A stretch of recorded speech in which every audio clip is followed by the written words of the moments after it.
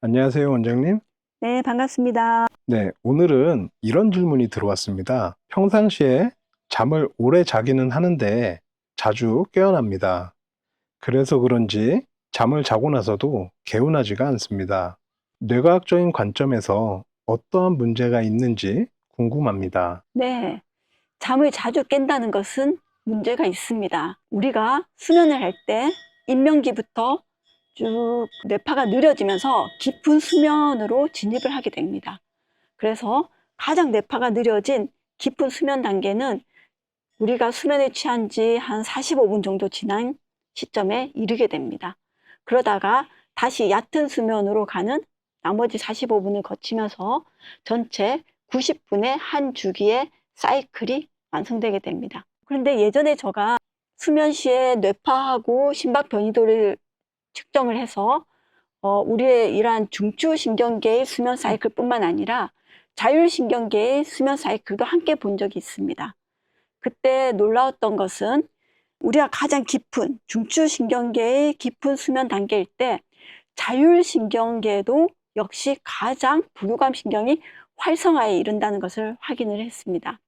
즉 부교감신경계는 우리가 이완하고 그리고 회복될 때 가장 활성화되고 불이 켜지는 그러한 신경계죠.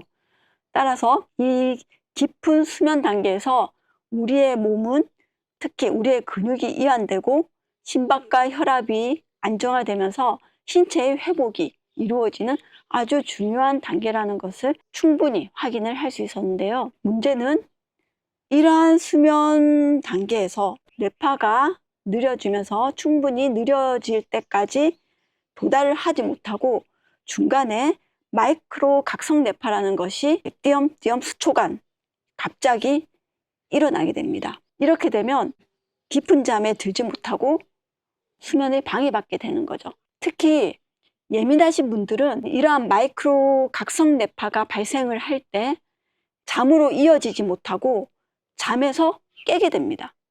그렇기 때문에 자주 잠에서 깨다 보니 불면증이라고 호소를 하고 있는 경우가 많죠. 아무리 긴 시간, 오랜 시간 잠을 취하더라도 이러한 깊은 수면에 이르지 못하는 수면의 질이라면 부교감이 제대로 활성화되는 순간을 경험하지 못했기 때문에 우리의 근육이 충분히 이완을 하지를 못하게 됩니다.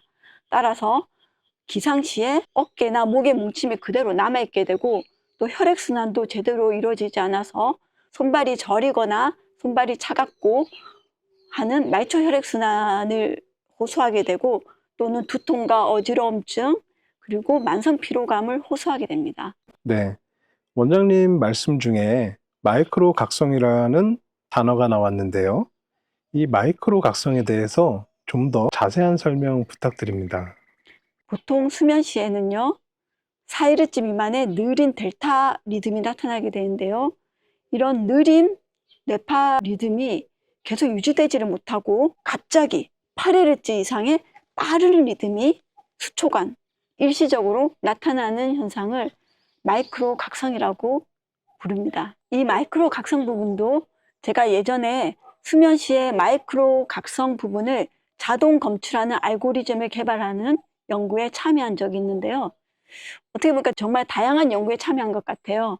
한 수백여 건의 연구들에 참여를 했었던 것 같네요. 어쨌든 마이크로 각성이란 잠들어 있던 우리 뇌가 일시적으로 깜짝 놀라서 각성되는 그러한 현상입니다.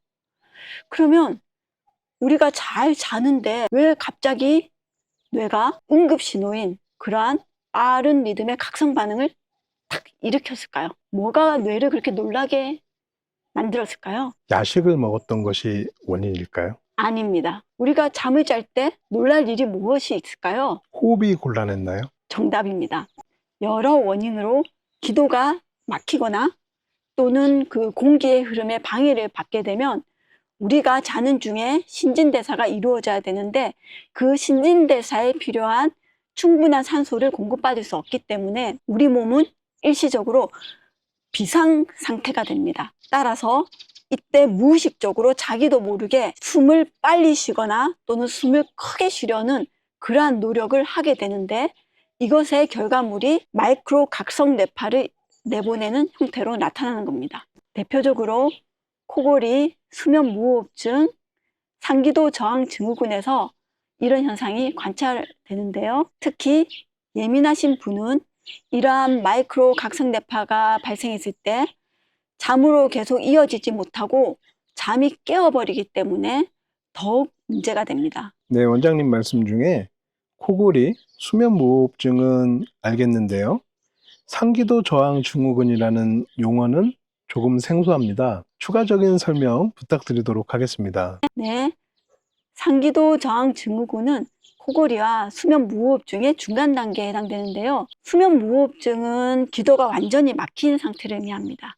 이에 비해서 상기도 저항 증후군은 상기도, 즉 우리의 코, 입, 목, 총체를 의미하는 상기도 부분에 공기의 흐름을 방해를 받아서 산소 공급이 원활하게 이루어지지 못하는 그러한 상태를 의미하게 됩니다. 이때 뇌가 계속 깨는 마이크로 각성 뇌파를 내보내서 깊은 잠을 잘 수 없는 수면 장애에 해당됩니다. 보통 코골이나 수면 무호흡증은 목둘레가 두껍고 체중이 많이 나가시는 분들에게 많고요. 상기도 저항 증후군은 저처럼 체중이 적고 그리고 목이 가는 사람들에게 빈번히 발생합니다. 그리고 아래턱이 작거나 또는 기도가 좁은 사람에게도 상기도 저항 증후군은 나타납니다.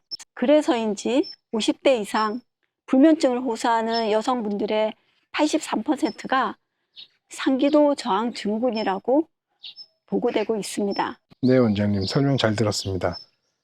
그렇다면 이를 개선할 수 있는 방안은 무엇이 있는지요? 네, 첫째, 잠을 주무시는 자세를 교정하는 것이 중요합니다. 우리가 바로 누워서 입을 벌리고 자게 되면 기도가 좁아져서 공기의 흐름을 방해하게 됩니다. 따라서 상체를 약간 세워서 10에서 15도 정도 높여서 옆으로 눕는 자세를 하게 되면 우리가 원활하게 호흡을 할 수가 있게 됩니다. 두 번째, 상기도의 근기능을 강화시키는 운동을 하는 방법이 있습니다. 혀를 말거나 혀를 스트레칭하는 식으로 상기도에 관련된 근육을 강화시키는 방법입니다. 그래서 이러한 목젖이나 이런 근육이 축 처지지 않게 함으로써 우리의 호흡 통로인 기도를 건강하게 할 수가 있습니다. 이렇게 해도 개선이 되지 않는다면 세 번째, 양압기를 사용하는 방법이 있습니다. 양압기는 우리가 자는 동안 산소가 공급될 수 있게끔 보조해주는 마스크인데요. 이거에 도움을 받으면 우리가 마이크로 각성 없이 깊은 수면을 취할 수가 있게 됩니다. 주의할 부분은 상기도 저항 증후군의 마이크로 각성으로 인한 불면증을 수면제를 복용해서 해결하시면 안 됩니다. 왜냐하면 수면제는 우리 뇌를 좀 둔하게 만들기 때문에 이러한 그 호흡의 문제로 생긴 비상 상황에 대해서 응급 조치를 하는 것을 오히려 방해할 수가 있습니다. 그래서 호흡이 더 불안정해질 수 있기 때문에 이런 경우에는 수면 전문 병원에 방문하셔서 적절한 조치를 받으시면 좋겠습니다. 오늘도 유익한 정보 감사합니다. 네, 감사합니다. 자, 하늘이 하우스 하자. 촬영 중이야.